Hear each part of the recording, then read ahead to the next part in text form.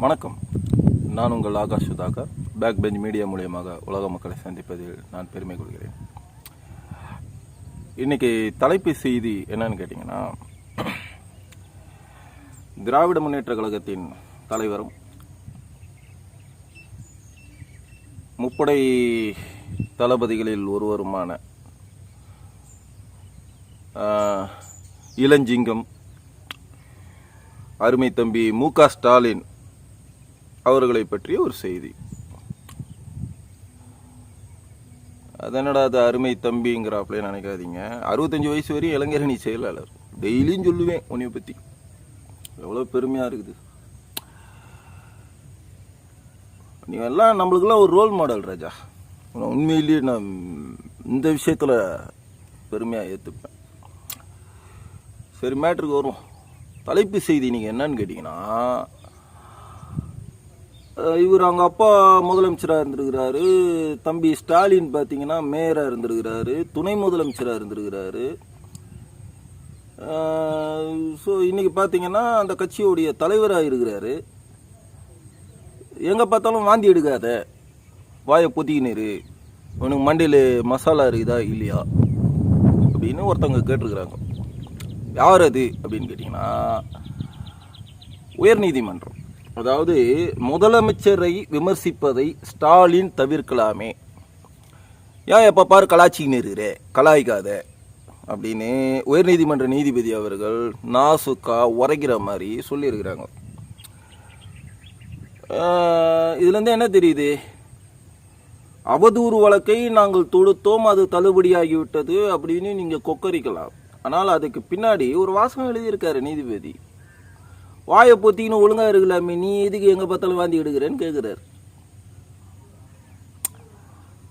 தின்ன சோறு ஜெரிமனம் ஆகல, அதனால வாந்தி எடுக்கிறேன் அப்படின்னு நீ சொல்கிற. உண்மைதான். எடப்பாடியே தப்பு பண்ணியிருந்தாலும் எடப்பாடிக்கு அவர் சார்ந்த கட்சியான அதிமுகவுக்கு தாய் கழகமான திராவிட முன்னேற்ற கழகம், அதுலேருந்து வந்தவங்க தான் இவங்கெல்லாம். அப்போனா இதுக்கு ஆணி வேருக்கு தண்ணி ஊற்றி பாய்ச்சி வளர்த்தது யாரு? உங்கள் நைனா தான்.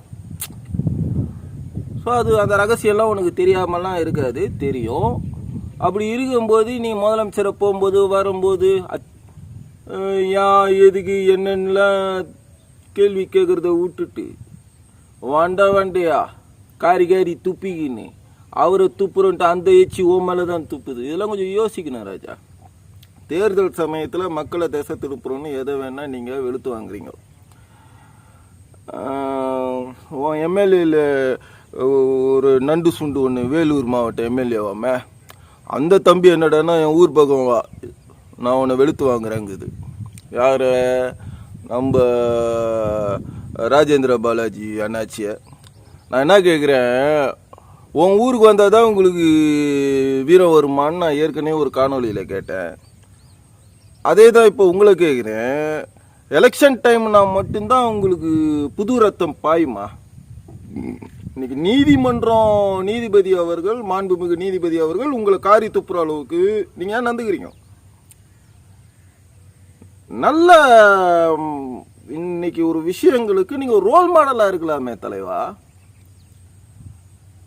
உன் தொண்டனுக்கு தான் ஏதோ டைம் பாஸுக்கு ஏதோ ஒன்று அப்டேட் பண்ணணுங்கிறதுக்காக ஏதோ ஒன்று குழந்தைங்க ஏதோ பேசிக்கின்னு தொலையுது. நீ ஏன் எல்லாத்துலேயும் தலையை உள்ள விட்ற? நீ டீசெண்டாக நந்துக்க தேவையில்ல.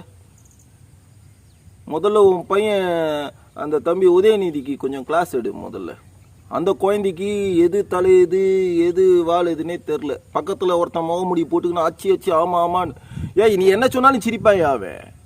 நீ ஒரு கட்சியுடைய தலைவர், முன்னாள் முதலமைச்சருடைய பேரு. உங்கள் அப்பையும் ஒரு ஸ்டாலின் ஒரு துணை முதலமைச்சராக இருந்தவர். அதனால உதயநிதி என்ன சொன்னாலும் பக்கத்தில் உள்ளவன் கை தட்டுவேன், சிரிப்பான், என்கரேஜ் பண்ணுற மாதிரி இருக்கும். அதில் நல்லது கெட்டது அந்த பிள்ளைக்கு தெரியல. வீட்டில் கோர வச்சு சோறு போடும்போது துர்காமா தான் தலையில் கொட்டி கொட்டி கொட்டி கொட்டி டே அரசியல் இப்படி பண்ணு இப்படி பண்ணாதான் துர்காமா சொல்லி கொடுக்கணும். ஸ்டாலினுக்கு சொல்லி கொடுக்குற அரசியலாக பண்ணுங்க. ஓகேவா? முதலமைச்சரை திட்டுங்க, யார் வானா திட்டல, உங்களுக்குலாம் உரிமை இருக்கு. நீதிமன்றம் வன்மையாய் கண்டிக்கிற அளவுக்கு நீங்க நந்துக்காதீங்க. வரும் தேர்தல் இன்னும் சூடாகும் சுவையாகும், நிறைய விமர்சனங்கள் விவாதங்கள் இருக்கும். திராவிட முன்னேற்ற கழகத்தின் தலைவருக்கு நான் ஒரே ஒரு விஷயம் கேட்டுக்கிறேன். முதல்ல முன்னேறு எப்படியோ பின்னேறு அப்படி. இவன் அப்படி பேசுகிறான், அவன் இப்படி பேசுகிறான்னா வெற்றி கொண்டான்லேருந்தே நம்ம எடுத்துக்கலாம். ஸோ அவங்கெல்லாம் மேடையில் ஏறினாங்கன்னா கிளின்னு கிழிப்பாங்க. ஆமாம், கேட்குறதுக்கு அவ்வளோ சுவையாக இருக்கும். கோத்தாங்க அம்மா தேவடியா போய் எப்படி பேசுகிறாங்கன்னு தெரியாது. எங்கள் அம்மா தாத்தா பாட்டை முப்பாட்டை எல்லாத்தையும் இழுப்பானுங்க ஒரே ட்ராக்கில். இவனுங்க என்னமோ யோகிய மாதிரி. இதெல்லாம் கடந்து தான் ராஜா வந்திருக்கிறோம். திராவிட முன்னேற்ற கழகத்தின் பாரம்பரியம் என்ன, அண்ணா திராவிட முன்னேற்ற கழகத்தின் பாரம்பரியம் என்ன, காங்கிரஸின் தடுமாற்றம் என்ன, பிஜேபியின் செயல்பாடுகள் என்ன, எல்லாமே எங்களுக்கு தெரியும். நீங்கள் தெரியாதது ஒன்றுமே கிடையாது. தெரிஞ்சுதான் இன்றைய இளைஞர்கள் போய்கிட்டு இருக்கோம். முதல்ல நீ 70 வயசு இருக்குமா உனக்கு, நீ ரஜினிகாந்தை திட்டுற இந்த வயசில் ஆன்மீக அரசியல் தேவையான்னு? முதல்ல உனக்கு மனசு இருக்குதா? உங்கள் அண்ணன் மூக்க அழகிரிக்கு ஒரு பதவி கொடுக்கணும், எங்கள் அண்ணன் அழகிரிக்கு பதவி கொடுக்கணும்னு ஒதுக்கி வச்சிருக்கிறல்ல. அப்போ இருந்த காலத்திலே ஒதுக்கி வச்சிருக்கிற. அது யாரு? அனாதை பிள்ளையா? அது கேட்கறதுக்கு யாரும் இல்லை. அழகிரி யாரியா? உன்னோட வீரம் மிக்கவன், மீசையை முறுகிக்கிட்டு நிற்கிறவன் அழகிரி. அழகிரினாலே மதுரைக்கு கோட்டையா வாழ்ந்த மனுஷன். இவங்க சகவாசம் வேணா சீப்போ அப்படின்னு சொல்லிட்டு மதுரையில் ஓடி போய் செட்டில் ஆனவர். பயந்து கிடையாது, அந்த ஆளுக்குன்னு ஒரு கோட்டை இருக்குது. தனி கட்சி ஆரம்பிக்க தெரியாது. பிஜேபியில் எத்தனையோ வாட்டி கூப்பிட்டாங்க, போய் உட்கார தெரியாது. அப்பாவோட மானத்தை புள்ள காப்பாற்றின்னு இருக்குது. சரி, அழகிரிக்கு தான் கொடுக்கல, ஏன் அழகிரி பிள்ளைக்கு ஒரு பதவி கொடுக்கலாம்ல? உனக்கு அந்த அளவுக்கே மனசு இல்லை ஸ்டாலின். குடும்பத்தையே ஒதுக்கி வச்சிருக்கிற. உங்க அப்பா அம்மாவுக்கு எத்தனை பிள்ளைங்கன்றது ஒரு லிஸ்ட் போடு.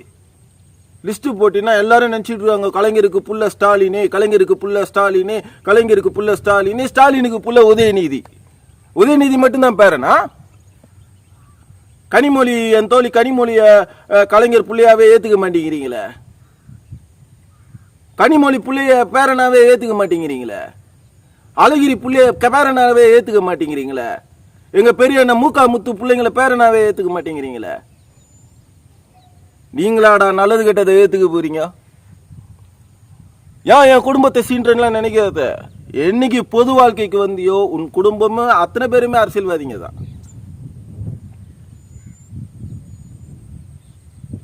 எங்க அம்மா துர்கா ஸ்டாலினை தவிர பாவம், அது ஏதோ கோயில் என்ன மாதிரி ஒரு சங்கியா தெரியுது. நெத்தியில பார்த்தா கையெடுத்து கும்பிடணும். எங்க ஆத்தா கருமாரி அம்மன் மாதிரியே இருக்குது. அதை பார்த்தா வாரம் 5 நாளைக்கு ஒரு வாட்டி திருவேற்காடு கருமாரி அம்மன் கோயிலில் இருந்து அப்படியே சாஸ்தாங்கமா அந்த அம்மா புரண்டு வணங்கிக்கிட்டு போறது. நீங்களாம் நல்லா இருக்கணும்னு தான் பாவிகளா. அந்த அம்மாவோட வேண்டுதலே பொய்யாக்குற விதமா இல்லாடா நந்துக்கிறீங்க எல்லாருமே. துர்கா அம்மாவுக்கு துரோகம் பண்ணாதீங்கன்னா. அந்த அம்மா ஒரு சங்கி, பக்கா சங்கி எங்க துர்கா அம்மா. உங்களால முதல்ல அதை திருத்த முடியுமா? ஸ்டாலின் இப்படிதான் இருக்கிறாரு அப்படின்னு ஊர்ல எல்லாம் கிளின்னு கிளிக்கிறாங்களா? அதெல்லாம் நிப்பாட்டிக்கிறோம் சொல்லிடலாம். நிப்பாட்டுங்கடா, யாரும் அவங்களும் சங்கியா மாறிட்டாங்கடான்னு சொல்லிடலாம். உங்களால ஏத்துக்க முடியுமா? முதல்ல அழகிரி குடும்பத்தை உறவா ஏத்துக்கோ. எங்க துர்கா அம்மாவை முழுசா சங்கியா ஏத்துக்கோ. ஆமா, கோயிலுக்கு போறாங்களே ரெகுலரா. அதுக்கப்புறமா அதுக்கு பிறகு நீ எங்க சித்தப்பு எடப்பாடி பழனிசாமியையோ, எங்க மாமா மோடியையோ, எங்க சின்ன ராஜேந்திர பாலாஜியோ நீ கலாய்க்கலாம், ஒன்றும் பிரச்சனை இல்லை. அதனால எந்த இடத்துல எப்படி பேசணும்னு தளபதிக்கு சொல்ல வேண்டிய அவசியம் கிடையாது. ஒரு நீதிமன்றம் குறிப்பிட்டு காரி துப்புற அளவுக்கு இனி ஸ்டாலின் குடும்பம் நடந்துக்காதுன்னு நம்புகிறோம். இன்னும் அடுத்தடுத்த பதிவுகளில் உங்களை பற்றி சுவாரஸ்யமாக விவாதிப்போம். நன்றி.